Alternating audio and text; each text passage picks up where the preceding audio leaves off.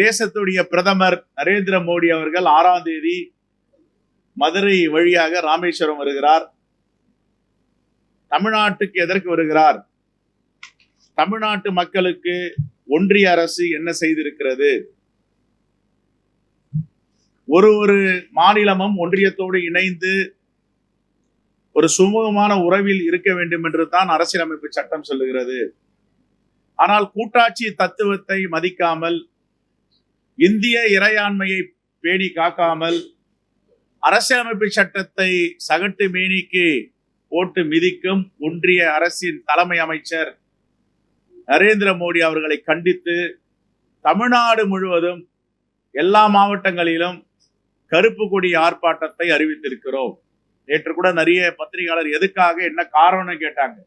என்ன காரணம் என்றால், அடுத்த தலைமுறையை உருவாக்குகின்ற துறை பள்ளி கல்வித்துறை.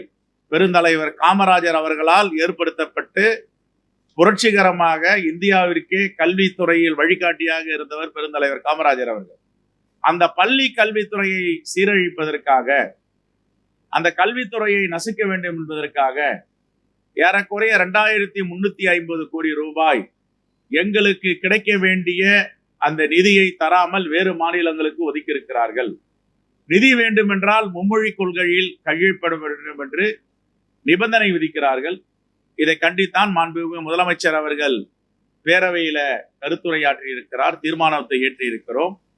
எங்களுடைய குழந்தைகளுக்கு எது படிக்க வேண்டும் என்பதை அவர்கள் தீர்மானிப்பார்கள், அதை நீங்கள் தீர்மானிக்க கூடாது என்பதை நாங்கள் வலியுறுத்தி வருகிறோம். குறிப்பாக தமிழ்நாட்டில் 52 கேந்திர வித்யாலயா பள்ளிக்கூடங்கள் இருக்கின்றன. 52 கேந்திர வித்யாலயா பள்ளிக்கூடங்களிலும் ஆங்கிலமும் இந்தியும் தான் கற்றுத்தரப்படுகிறது.